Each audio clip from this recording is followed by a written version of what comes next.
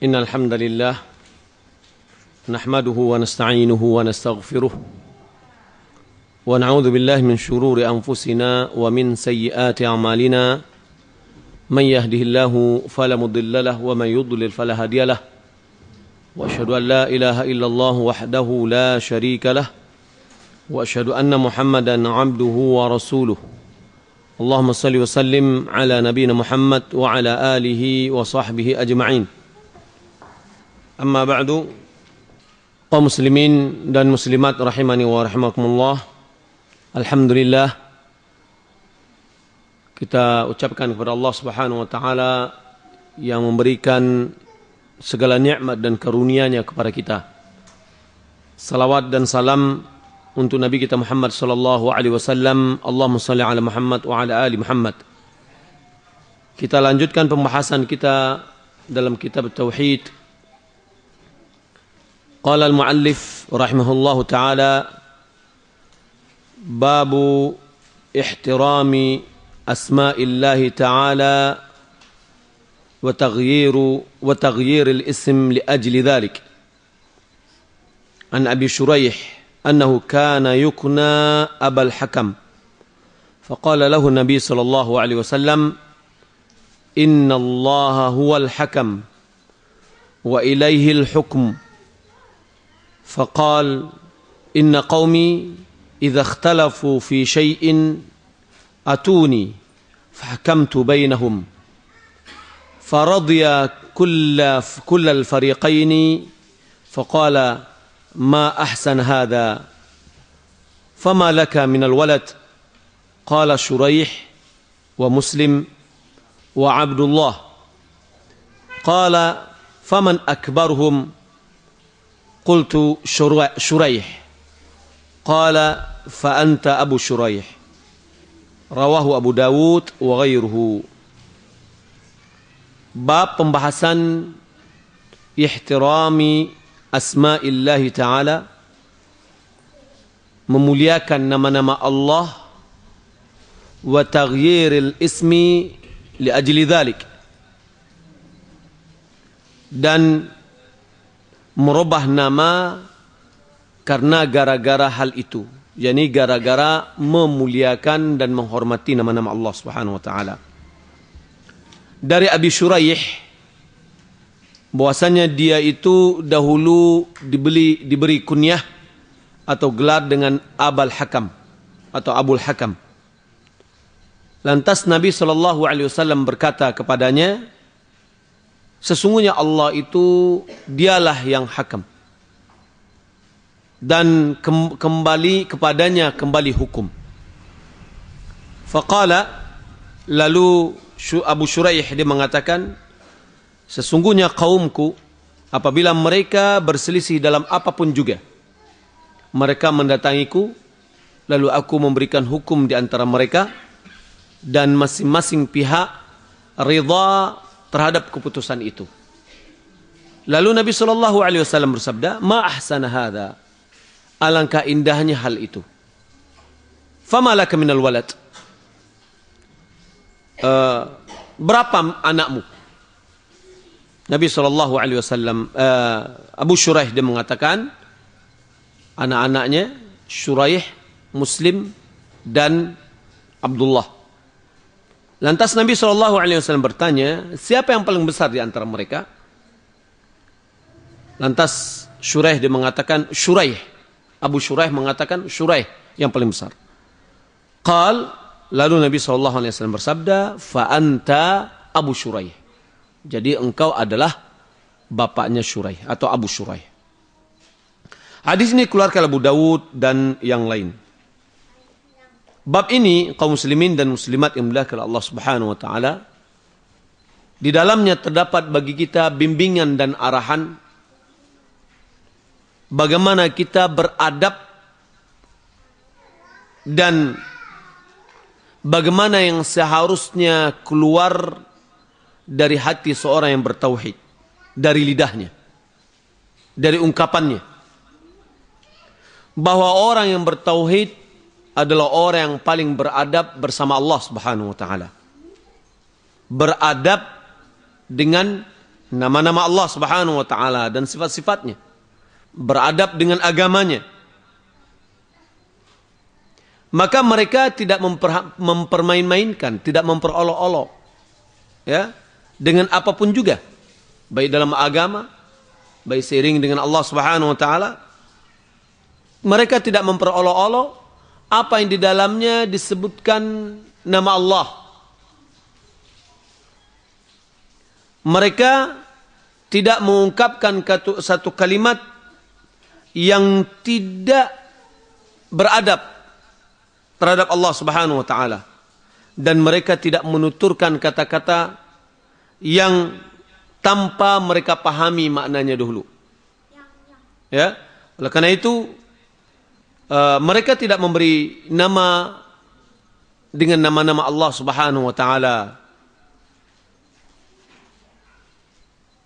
Kenapa?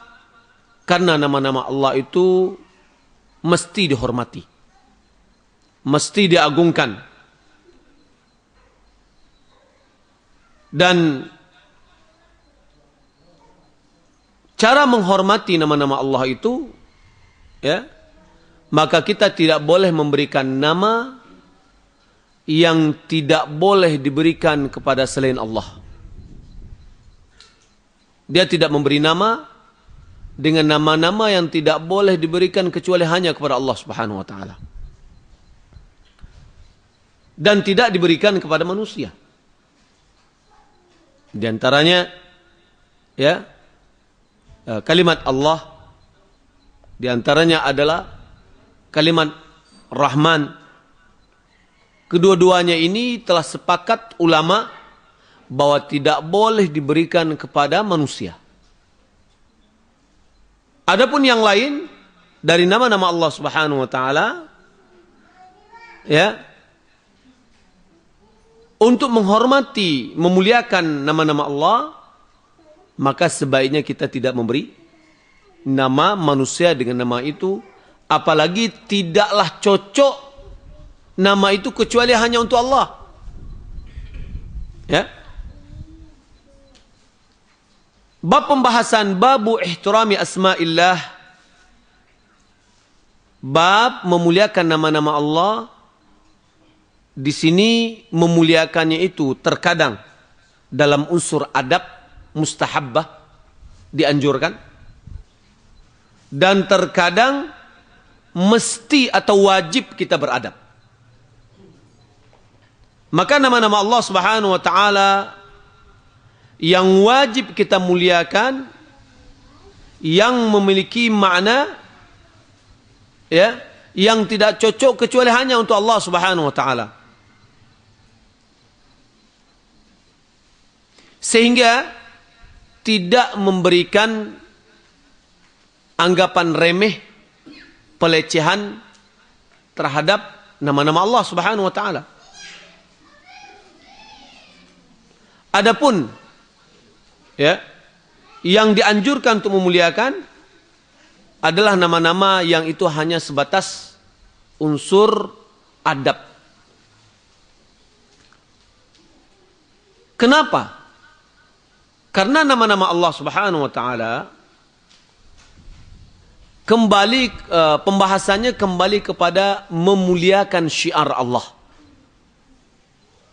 Allah Subhanahu wa taala berfirman dalam surat Al-Hajj ayat 32, "Wa man yu'azzim sya'airallahi fa innaha min taqwal qulub." Siapa yang mengagungkan syiar-syiar Allah, maka sesungguhnya perbuatan mengagungkan syiar-syiar Allah itu merupakan bagian dari tanda ketakwaan hati. Syiar-syiar Allah.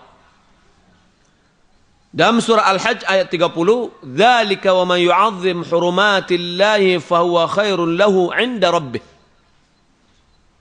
Hal itu, siapa yang mengagungkan hurumatillah, kemuliaan-kemuliaan Allah, batas-batas Allah, fahuwa khairun lah, maka itu adalah baik baginya 'inda rabbih, di sisi Rabbnya. Ahlul ilmi ulama mengatakan asy-sya'air jamak dari syairah, yaitu kullu ma asy'arallahu bi ta'dhimih, setiap sesuatu yang mengisyaratkan pengagungan terhadap Allah. Segala sesuatu yang mengindikasikan pengagungan terhadap Allah Subhanahu wa taala, maka itu namanya syiar. Masjid itu bagian dari syiar Allah. Ya. Azan itu adalah syiar Allah. Maka harus kita muliakan, tidak boleh kita meremehkannya. Nama-nama Allah apalagi? Al-Quran bagian dari syiar Allah. Maka kita harus memuliakannya. Ya, nama-nama Allah adalah syiar Allah yang paling agung. Karena Allah Subhanahu wa taala kita berdoa dengannya, kita memohon kepadanya dengan nama-namanya tersebut, dan nama-namanya adalah husna. Nama-namanya adalah nama-nama yang maha baik. Maka wajib kita memuliakannya dan wajib kita mengagungkannya. Oleh karena itu, ulama mengambil dalil ala, yani walidzalika istadillu ahlul ilmi ala wujubi alla tumtahan asma'il mawjudah fil jaraid wa fil awraq aw an turma aw tuda fi amkinati qadarah. Oleh karena itu, ulama mengambil dalil bahwa tidak wajib kita untuk memuliakan nama-nama Allah. Jangan diremehkan, direndahkan, dilecehkan nama-nama Allah yang ada di dalam koran-koran. Ya. Atau di dalam kertas-kertas. Atau dibuang begitu saja. Kalau ada, misalkan kita dapat kertas, ada tulisan Bismillahirrahmanirrahim. Di situ ada nama-nama Allah. Ya. Kalau kita lihat dalam koran-koran Arab Saudi, itu diingatkan. Tolong kertas ini dimuliakan. Ya. Kenapa? Boleh jadi di dalamnya ada nama-nama Allah Subhanahu wa taala. Maka hendaklah kita memuliakannya. Jangan diletakkan di tempat-tempat yang kotor.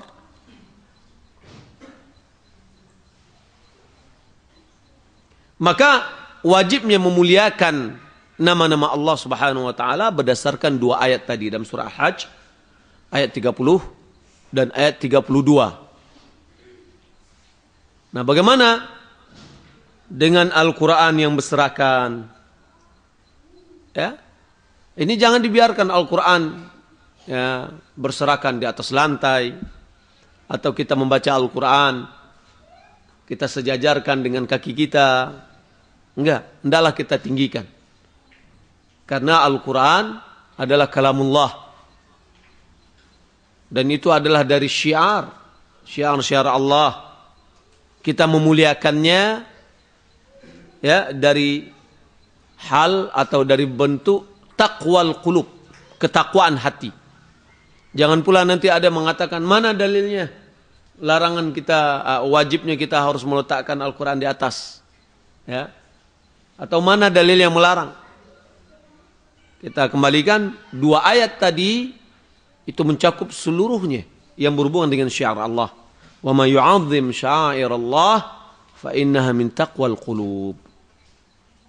Bagian dari syiar Allah adalah menjaga diri kita di tempat-tempat di Masjidil Haram. Hendaklah kita menjaga diri kita dari maksiat kepada Allah Subhanahu wa taala, karena dia adalah syiar-syiar Allah Subhanahu wa taala. Dan termasuk tadi adalah nama-nama Allah Subhanahu wa taala. Kemudian wa taghyiril asma' li ajli dzalik. Wajibnya merubah nama karena untuk memuliakan nama-nama Allah Subhanahu wa taala. Di dalam bab ini dicantumkan di situ hadis Abi Shuraih bahwasanya dia diberi gelar oleh kaumnya Abul Hakam. Ya. Maka kenapa Nabi Shallallahu Alaihi Wasallam menyuruh merubahnya? Karena beliau mengatakan, Innallaha huwal hakam. Sesungguhnya Allah lah yang hakam. Hakam itu apa artinya? Hakim yang memutuskan keputusan yang paling bijak. Dan Al-Hakam itu dari nama-nama Allah Subhanahu wa taala. Yang mana Allah Subhanahu wa taala lam yalid wa lam yulad. Allah tidak melahirkan dan tidak dilahirkan. Maka memberi gelar seorang manusia makhluk dengan Abul Hakam itulah tidak pantas. Ya. Nama-nama Allah adalah Al-Hakam. Itu adalah nama-nama Allah Subhanahu wa taala. Lalu Allah Subhanahu wa taala tidak dilahirkan dan tidak melahirkan. Loh, kok kenapa ada orang yang punya nama atau gelar Abul Hakam? Ya, dan itu tidak layak bagi manusia.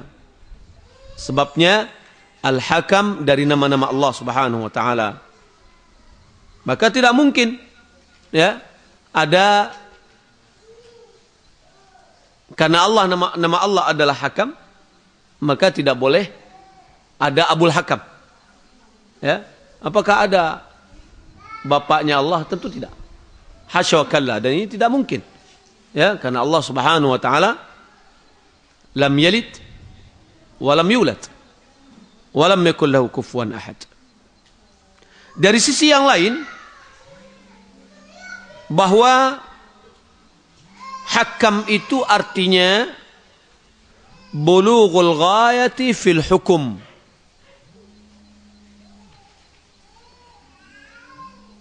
Sampainya seseorang kepada keputusan yang maksimal, yang maha sempurna di dalam memberikan keputusan. Wal faslu bainal mutakhasimin, memberikan keputusan di antara orang yang bertengkar. Raji'un ila man lahul hukum, dan ini kembali kepada orang yang atau zat yang memiliki hukum. Siapa yang memiliki hukum? Allah. Makanya Nabi SAW mengatakan, Innallaha huwal hakam wa ilaihil hukum. Bahwasanya Allah itulah yang hakam dan Allah lah yang kembali kepadanya hukum itu. Adapun manusia, bahwasanya dia tidaklah pantas untuk menjadi orang yang paling bijak memberikan hukum, atau salah satu dari hakim-hakim yang berdiri sendiri. Akan tetapi hukum yang diputuskan oleh manusia itu adalah hukum yang mengikuti hukum Allah. Oleh karena itu Nabi SAW mengingkari Abu Shuraih dengan kunyah ini. Kenapa? Karena Innallahu wal hakam. Allah dialah yang hakam, yang memberikan keputusan yang berdiri sendiri. Tidak dipengaruhi oleh apapun juga. Hukum Allah tidak mengikuti hukum manusia. Dan manusia, dia tidak boleh memberi hukum tersendiri lepas dari hukum Allah. Akan tetapi hukumnya harus mengikuti hukum Allah Subhanahu wa taala. Maka ketika Nabi SAW mengatakan Innallahu wal hakam, bahwasanya sesungguhnya Allah memiliki kekhususan di dalam memberikan keputusan. Jadi nama hakam itu hanya milik Allah Subhanahu wa taala. Wa ilaihil hukum artinya bahwa hukum itu kembali kepadanya, tidak kepada yang lain. Maka ini menunjukkan Al-Hakam, ya, meliputi seluruh sifat hukum. Bahwasanya seluruh sifat hukum itu kembali kepada Allah Subhanahu wa taala. Maka yang memberikan keputusan yang berdiri sendiri hanya Allah Subhanahu wa taala. Oleh karena itu nama hukum hakam itu tidaklah layak kecuali hanya diberikan kepada Allah. Dan tidak boleh manusia diberikan makna nama hakam itu. Karena hanya Allah yang pantas dan hanya Allah yang memberikan hukum yang hukum yang maha adil.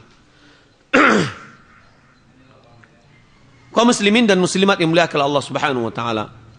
Hampir sama dengan kata-kata Ar-Rahman. Bahwa tidak boleh ada orang bernama Abu Rahman. Dan tidak boleh seorang yang bernama Ar-Rahman. Karena makna dari Ar-Rahman itu adalah zat yang memiliki rahmat yang maha luas. Sementara manusia memiliki kasih sayang yang sangat terbatas.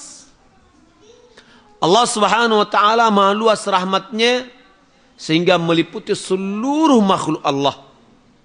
Maka semuanya diberikan oleh Allah Subhanahu wa taala dari rahmatnya yang maha luas. Maka karena itu tidak boleh seseorang diberi nama dengan Ar-Rahman. Apabila seseorang diberi nama yang tidak pantas, walaupun itu adalah pandangan seseorang secara realita. Abu Shuraih, dia memberikan ilat, alasan, dengan mengatakan sesungguhnya kaumku, apabila mereka berselisih dalam apapun juga, mereka datang kepadaku, lalu aku memberikan keputusan di tengah-tengah mereka. Masing-masing dari kelompok ridha terhadap keputusan itu. Lantas Nabi SAW mengatakan, ma ahsana hadha. Ya, Nabi SAW, alangkah indahnya ini. yakni alangkah baiknya keputusan yang engkau beri. Alangkah baiknya keputusan atau kebijakan yang engkau berikan. Sehingga keduanya meridai. Nah di sini Nabi SAW memuji keputusan Abu Shuraih. Apakah dia memberikan hukum di tengah-tengah orang yang berselisih itu dengan syariat, atau dia mengambil keputusan dari keputusannya diri sendiri? Ya, sesuai dengan apa yang dia pandang? Maka jawabannya bahwa dia mengambil keputusan berdasarkan dari pandangannya sendiri. Kalau seandainya dia memberikan keputusan sesuai dengan syariat, maka bolehlah dia dinamakan dengan hakam, yakni si hakim yang memutuskan keputusan di antara orang yang berselisih sesuai dengan syariat. Akan tetapi ketika disebutkan tadi, digelar dia sebagai Abul Hakam karena dia memutuskan keputusan berdasarkan dari pandangannya sendiri, tidak sesuai dengan syariat. Maka ketika nama kita tidak layak, hendaklah kita merubah nama kita itu yang sesuai dan yang selayaknya bagi manusia. Nama yang sesuai dengan manusia atau gelar dengan manusia adalah sebagaimana disebutkan tadi, nama-nama dari anak-anaknya. Sehingga Nabi SAW agar beradab dengan Allah Subhanahu wa taala meninggalkan gelar dengan nama Allah. atau berkunyah dengan nama Allah. Lalu dirubahlah dengan nama-nama anaknya. Ditanya oleh Nabi SAW, siapa saja yang kamu miliki dari nama anak? Beliau mengatakan Syuraih, Muslim, dan Abdullah. Nah, lalu Nabi SAW mengatakan siapa yang paling besar di antara mereka? Dikatakan Syuraih. Maka Nabi SAW mengatakan engkau adalah Abu Syuraih. Nah, di sini salah satu yang bisa kita ambil faedah adalah adab memberi gelar atau kunyah. Hukum asalnya ya, kunyah kalau dilihat kepada nama-nama anak. Dan pada umumnya anak yang paling besar. Itulah dijadikan sebagai dasar untuk memberi gelar atau kunyah. Kalau anaknya tadi ada Syuraih, ada Muslim, ada Abdullah, maka diberikanlah gelar untuk anak yang paling besar. Bagaimana kalau seandainya anaknya perempuan yang paling besar? Sebagian orang tetap dengan beri gelar dengan nama anaknya yang perempuan yang paling besar. Sebagian yang lain karena nama perempuan itu lebih dihormati sehingga tidak suka disebut. Ya. Maka nama anak laki-lakilah yang ditonjolkan. Carilah anak laki-laki yang paling besar. Nah, itulah yang ditonjolkan. Bagaimana kalau seandainya seorang belum punya anak? Bolehkah dia diberi gelar? Boleh. Dan itu sudah ada pada zaman Rasulullah SAW. Aisyah radhiyallahu taala anha, dia bergelar dengan Ummu Abdillah sementara dia tidak memiliki anak. Juga Umar bin Khattab radhiyallahu taala an, dia bergelar dengan Abu Hafs, ya, sementara beliau tidak memiliki nama anak laki-laki yang namanya Hafs. Yang ada adalah anak perempuan yang namanya Hafsah. Seiring dengan ini, disyariatkannya kepada kita untuk merubah nama yang tidak layak. Baik itu tadi nama-nama Allah Subhanahu wa taala, ya. Sehingga untuk memuliakan nama-nama Allah harus kita rubah nama kita dengan baik. Kalau seandainya ada namanya Rahman, hendaklah dia perbaiki, ditambah saja depannya dengan Abdurrahman. Sehingga menjadi namanya yang baik. Begitu juga dengan nama-nama yang dilarang. Seperti nama-nama Tuhan-Tuhan orang lain. Ya. Nama-nama Tuhan orang lain, agama-agama tertentu, maka hendaklah kita merubah nama kita. Jangan dengan nama-nama mereka. Ya. Kalau seandainya ada nama-nama Tuhan seperti Wisnu misalkan, ya, maka hendaklah dia rubah namanya dengan nama Abdullah. Atau nama-nama ta'bid kepada nama-nama Allah Subhanahu wa taala. Atau nama-nama Islami, ya, yang memiliki makna dan panggilan itu bagian dari doa. Hendaklah kita memberikan nama yang baik terhadap anak kita. Di antara kewajiban orang tua terhadap anaknya adalah memberikan nama yang terbaik untuk anak-anak kita. Apa makna nama yang baik? Adalah nama yang memiliki makna. Yang memiliki makna. Tidak mesti nama anak itu adalah ungkapan kalimat sempurna. Atau kalimat yang berpasangan. Akan tetapi cukup satu kata. Karena nama itu adalah untuk memanggil. Ya. Kalau kita membuat nama anak kita itu tiga kata, maka pasti yang terpakai itu hanya satu kata di antara tiga kata itu. Itu pun sudah satu kata, terkadang diambil satu suku kata. Nah ini memberikan arti yang berbeda lagi. Ya, seperti Hasan misalkan, hendaklah kita memanggil namanya dengan Hasan, jangan San saja.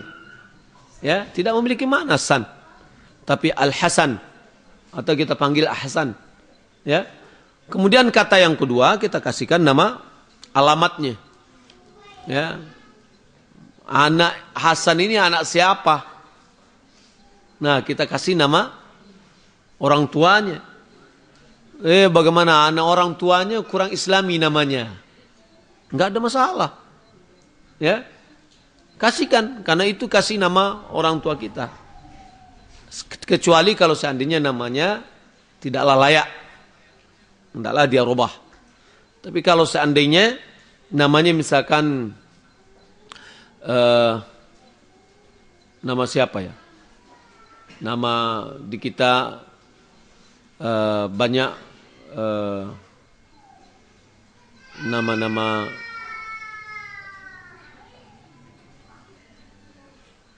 Johnny misalkan Johnny. Ya, enggak ada artinya. Tapi enggak apa-apa namanya misalkan Hasan Johnny. Ya, Hasan anaknya si Johnny. Beralamat kan? Enggak ada masalah. Ya. Kenapa kita minder pakai nama yang kalau enggak ya dirubah sekalian ya dengan nama yang islami, tapi jangan ada namanya Abdullah Umar, anaknya dikasih nama Abdullah Umar, sahabat Abdullah bin Umar ya. Nah, sementara anaknya namanya Abdullah misalkan, atau nama anaknya bikin Umar tapi Umar Abdullah, bapaknya bukan Abdullah. Ya. Atau misalkan sering dengar nama Talha bin Ubaidillah, dibikin Talha Ubaidillah. Ya cukup namanya Talha, bagus. Ya. Talha dengan harapan ya anaknya menjadi seperti para sahabat yang memperjuangkan agama dengan baik gitu. Wallahu a'lam. Jadi intinya di dalam kita memberikan nama, hendaklah kita berhati-hati memberikan nama, terutama nama-nama Allah Subhanahu wa taala. Kita harus muliakan ya, jangan kita remehkan, karena hal itu akan berhubungan dengan adab seorang yang bertauhid. Orang yang bertauhid dia memuliakan Allah Subhanahu wa taala, maka hendaklah dia juga memuliakan nama-nama Allah. Wallahu taala alam. Mudah-mudahan pembahasan kita yang pendek ini bermanfaat. Sallallahu Muhammadin wa ala alihi wa sahbihi ajma'in. Silakan kalau ada yang mau bertanya. Beri nama itu tukar aja. Yang ada kalau di pengurusan di secara resmi ya sidang di pengadilan, itu secara peraturan negara. Adapun nggak perlu potong kambing lagi, kan dia sudah jadi akikah. Ya. Jadi nggak perlu potong kambing lagi. Wallahu a'lam. Ana membaca buku sejarah anak yang SMP. Di sana dikatakan bahwa perang Padri terjadi karena 3 tokoh Minang yang pulang dari haji terinspirasi oleh gerakan Wahabi di Arab waktu itu yang memurnikan Islam sesuai dengan Al-Quran dan Sunnah. Apakah betul demikian? Kalau betul, bagaimana hukum perang Padri waktu itu? Tolong jelaskan Ustadz, ana mau dengar versi Ustadz. Kalau kita lihat pertama, bahwa di antara yang pernah saya membaca, 3 jamaah haji miskin, haji Sumani, haji Piobang, yang mereka pergi haji dan mereka belajar di Masjidil Haram dengan pemahaman Ahli Sunnah wal Jamaah, memurnikan agama ini kembali kepada Al-Quran dan Sunnah sesuai dengan pemahaman para sahabat. Lalu mereka pulang mulai mengajak dakwah. Ya, dakwah disebarkan bagaimana dakwah.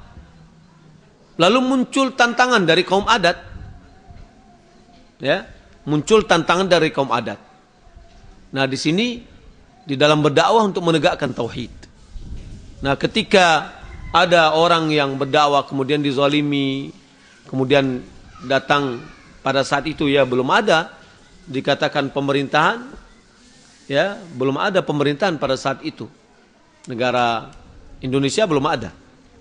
Di bawah semuanya adalah jajah. Waktu itu pun Belanda belum masuk.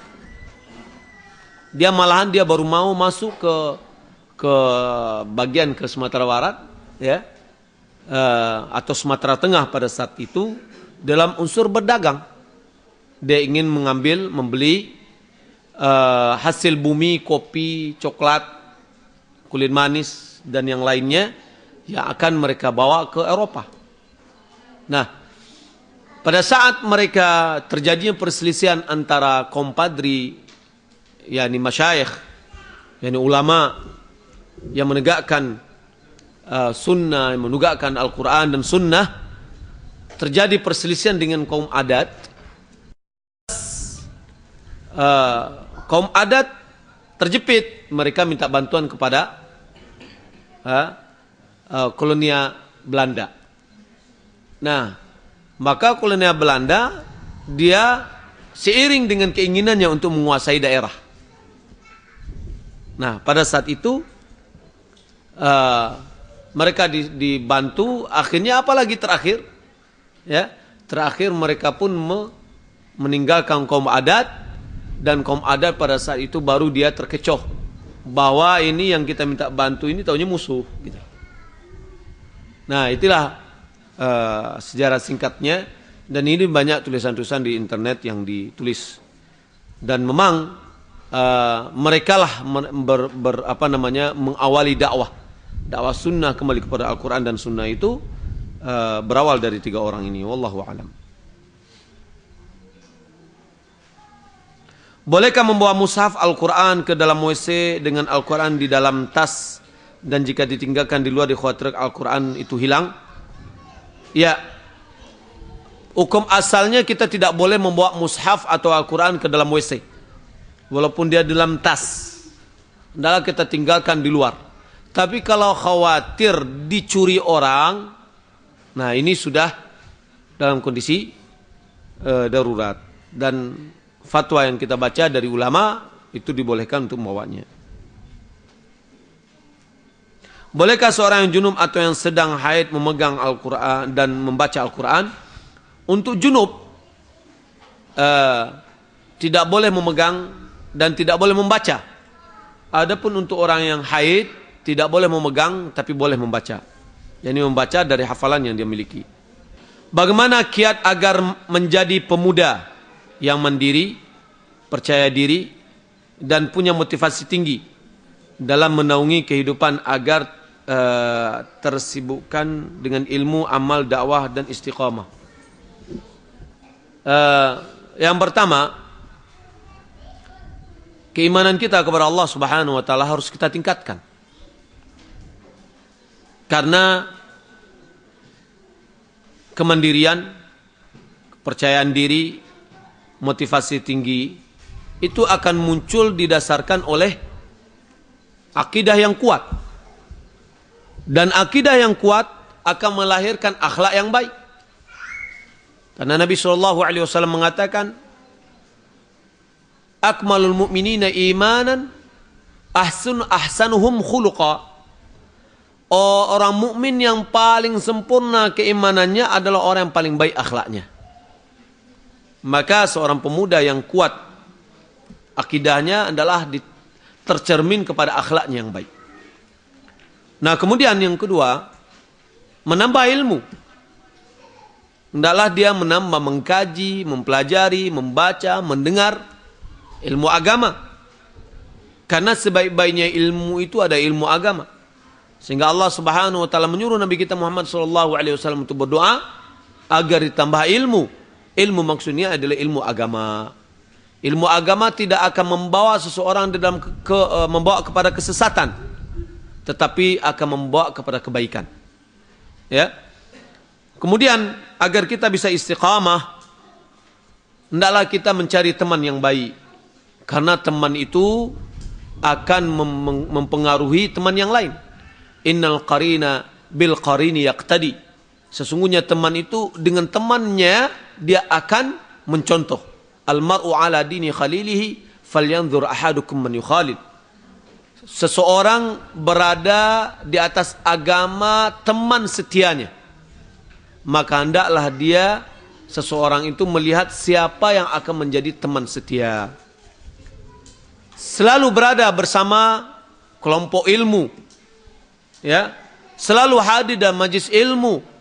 Sebab hati ini bagaikan pohon, dan ilmu dan pengajian bagaikan air yang menyirami tanaman.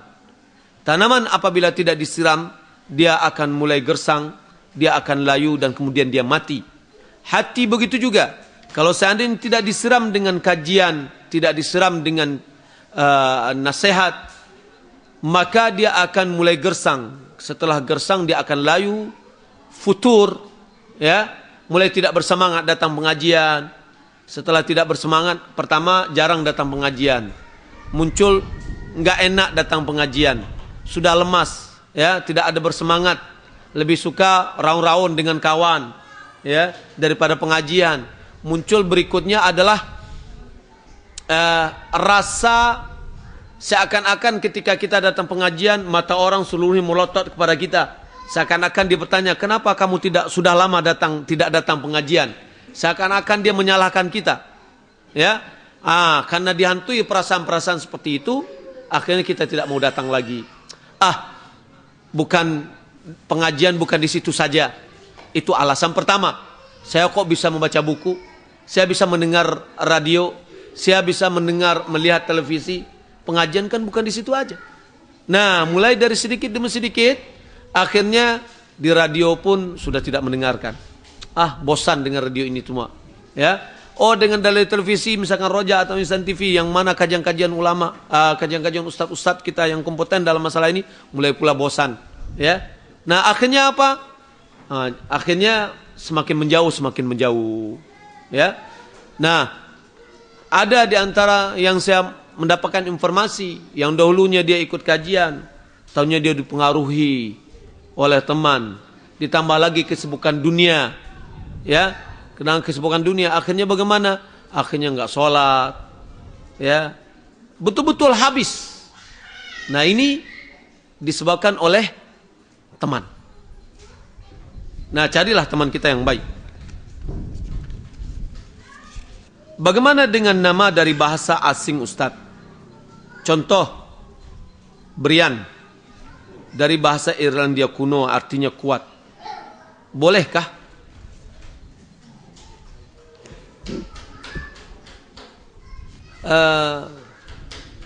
Nama-nama yang baik itu banyak. Ya. Karena kita orang Islam, bahasa kita itu adalah bahasa Arab. Ambillah bahasa Arab, bahasa orang kaum muslimin. Ya. Saya pernah waktu tugas di Islamic Center, orang India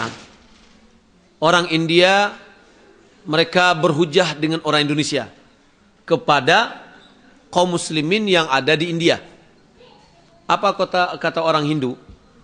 Coba lihat itu.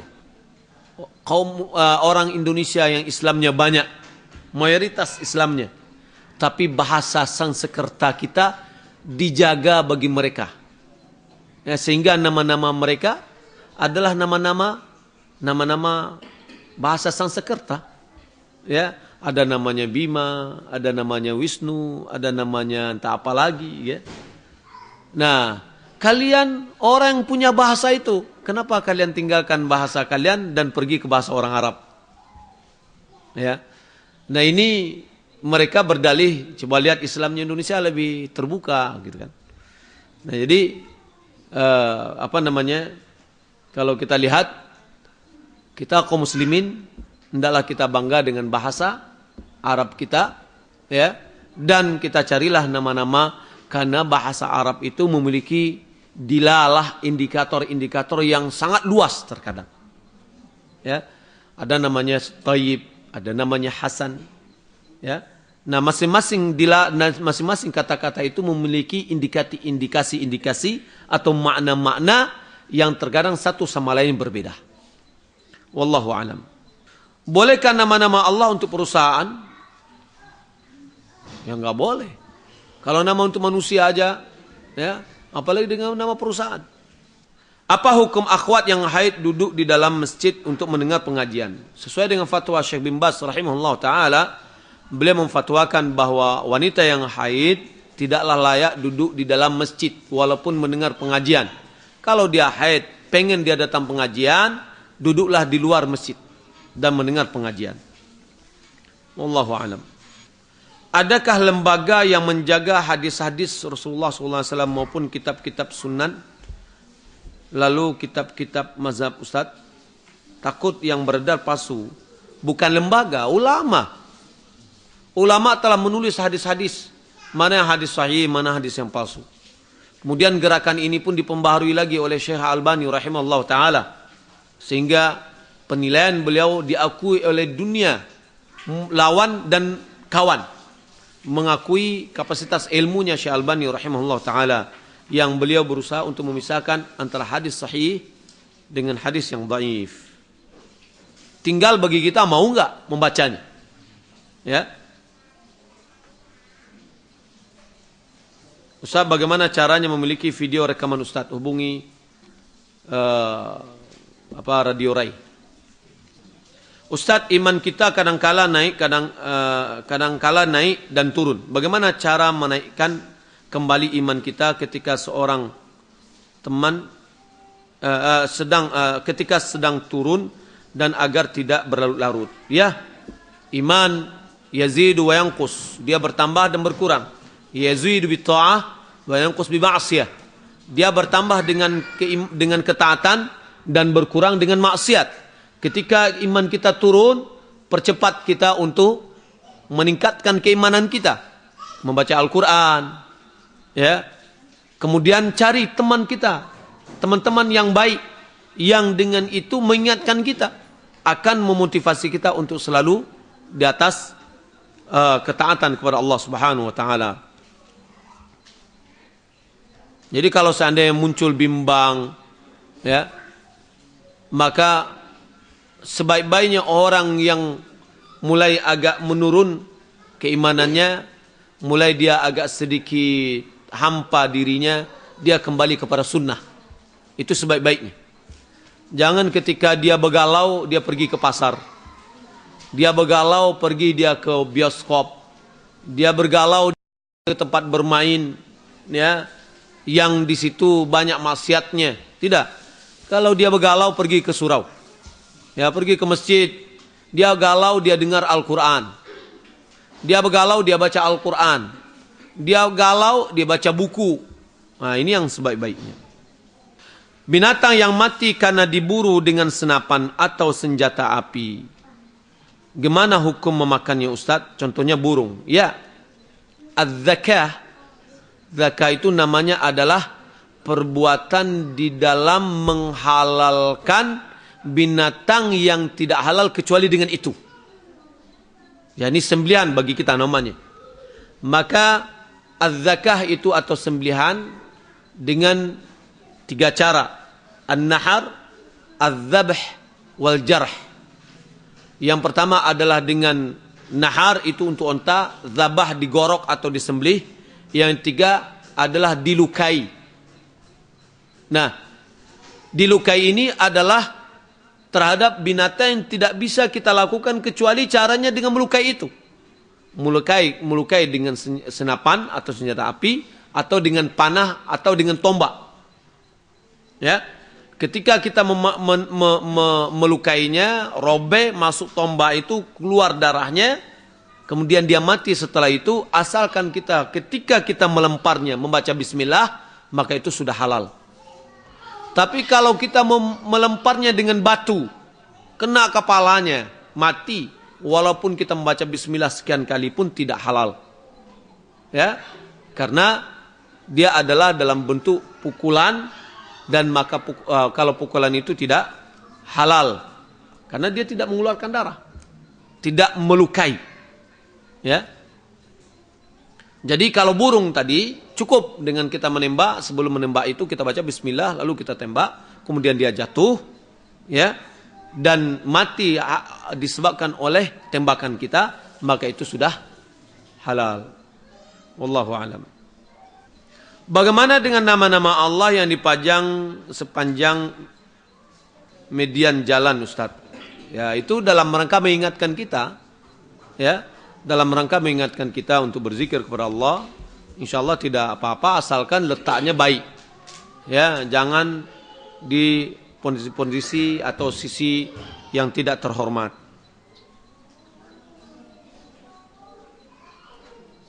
Ustaz, untuk pemberian nama anak jika dinisbatkan ke ayahnya, apakah boleh dengan nama panggilan ayahnya? Boleh. Ya.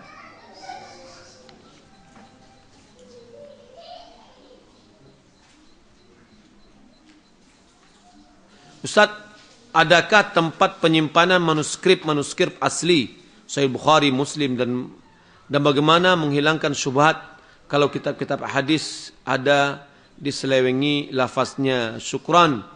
Ada, ya, masih banyak. Yang paling lengkap itu kata ulama perpustakaan di Jerman yang mengumpulkan manuskrip bahasa Arab yang mereka simpan. Ya, juga ada di Amerika, di Turki ada, di Damaskus ada, di Kahirah, di Kairo ada, ya. Itu sudah dimasukkan dalam film. Nah, kemudian nanti itu bisa dicetak. Ya. Nah, ini banyak sekali, di Turki sangat banyak sekali. Ya, paling lengkap itu kabarnya adalah di Jerman. Namun sayangnya kata informasi yang saya dapatkan bahwa buku itu judulnya dengan tulisan Jerman. Nah, bagi orang yang tidak tahu dengan bahasa Jerman, ya, sulit untuk mencari judul buku gitu. Dia di dalam bulatan film, di film. Hah? Iya, kan dia dalam bentuk film dia. Sudah jadi yang manuskrip yang lama itu dia filmkan, ya, karena itu lebih tahan. Insya Allah terjamin. Dan bagaimana kita bentuk keterjaminannya juga nanti di situ dituliskan ini ditulis tahun sekian. Di dalam penulisan pun ada sanadnya. Apa betul buku ini milik dia, dan ini banyak cara-cara ulama untuk mendeteksi apakah buku itu adalah milik si fulan, misalkan dari ulama. Nah, di antaranya adalah kalau seandainya ulama lain membuat biografi terhadap ulama A, di antara biografinya dituliskan di situ buku-buku yang karya-karya tulis ilmiahnya dituliskan. Nah, ada nggak judul ini bagian dari itu? Nah, kemudian murid-murid dari ulama itu siapa-siapa saja, itu biasanya ditulis. Seperti misalkan Muwatta Imam Malik itu ditulis oleh kalau tidak salah 11 dari muridnya. Sehingga masing-masing mereka dari muridnya itu memiliki riwayat namanya. Wallahu a'lam. Saya memiliki anak 2 orang laki-laki. Yang pertama Khalid, yang kedua Walid. Apakah saya tidak salah dalam memberikan nama kepada anak saya?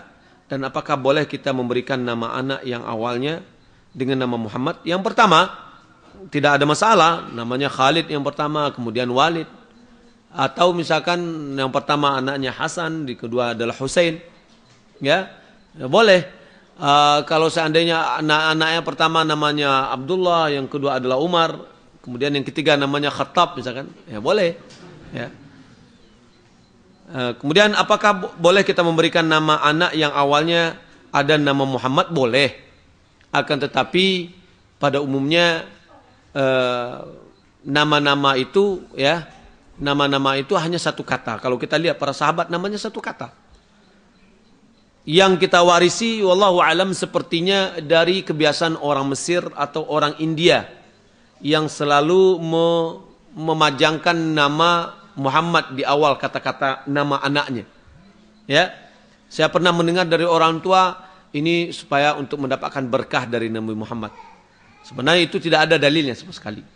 Kata Nabi SAW, tasammu bismi wala takannu bikunyati. Beri namalah dengan namaku dan jangan berkunyah dengan kunyahku. Ya, misalkan kita nama anak kita mau kita berikan namanya Muhammad misalkan, boleh. Ya, Muhammad aja. Nah, kadang-kadang kalau nama saya Muhammad Elfi, bagi orang Arab mereka manggil saya Muhammad. Ya, karena anggapannya Elfi itu adalah nama orang tua saya. Nah, bagi kita itu adalah satu rangkaian nama, ya. Nah, maka sebaiknya nama itu adalah satu kata dan itu menjadi nama panggilan anak kita. Wallahu a'lam. Bagaimana seorang anak perempuan terlanjur diberi nama suci? Apa arti suci? Hah?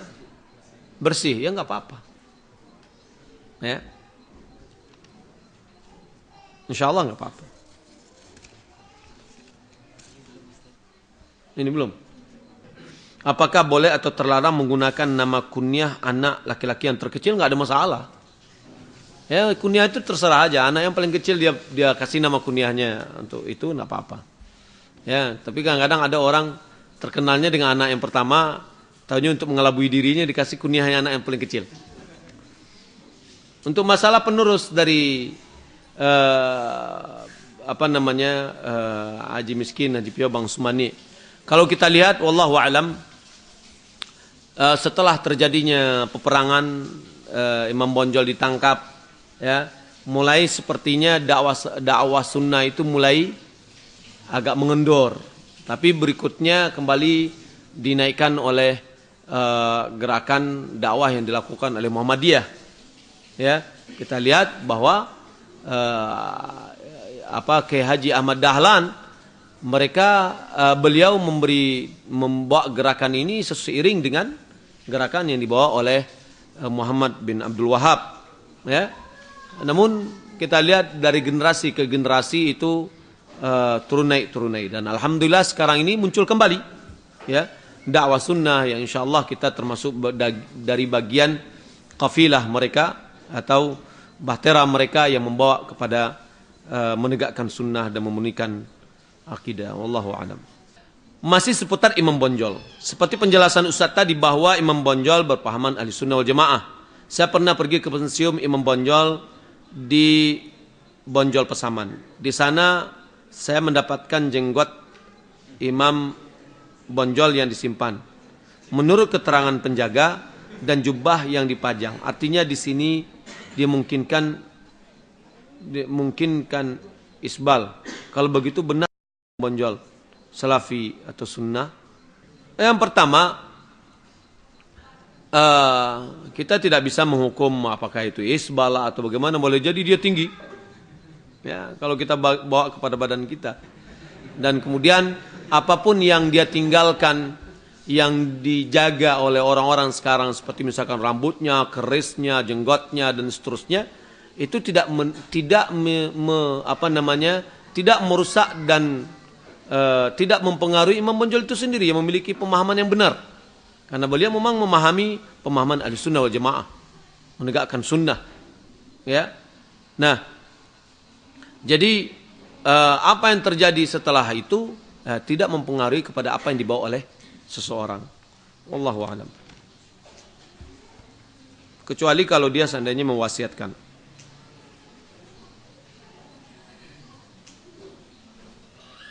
Ustaz, bagaimana dengan nama Rahmandika? Apakah boleh? Sebaiknya ditukar karena tidak ada hubungannya Rahmandika. Ya, dia di sini bikin Rahman, berarti itu adalah nama Allah Subhanahu wa taala yang harus dirubahnya. Kalau seandainya dia robah Abdurrahman Dika, silahkan aja. Tambah aja Abdurrahman. Ustaz, Tolong tunjukkan Ustaz bagaimana cara ana memperbaiki diri, ana ingin bertobat.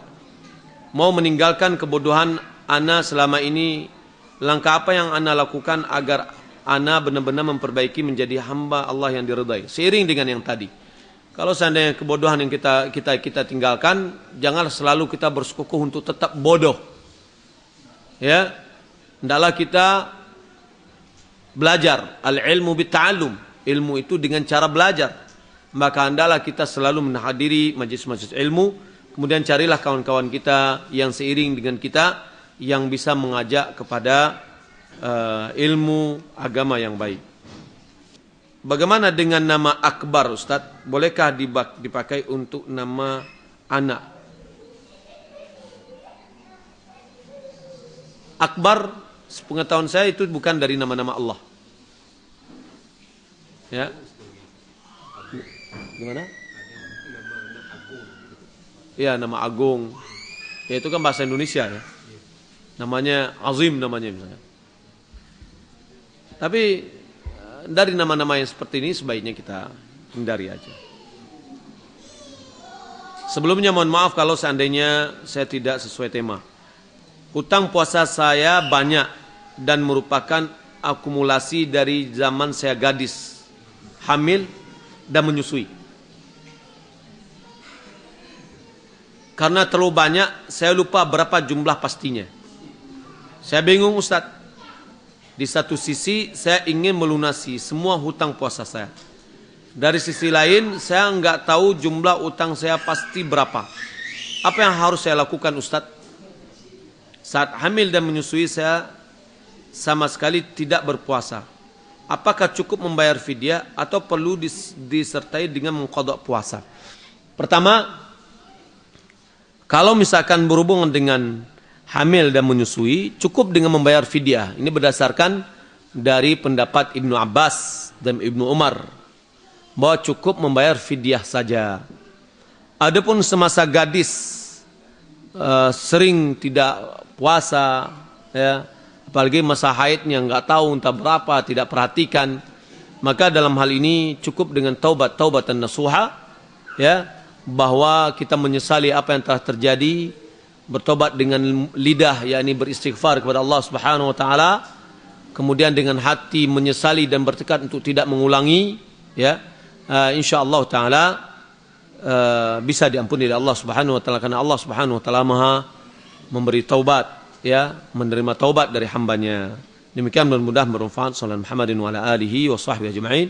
Wassalamualaikum warahmatullahi wabarakatuh.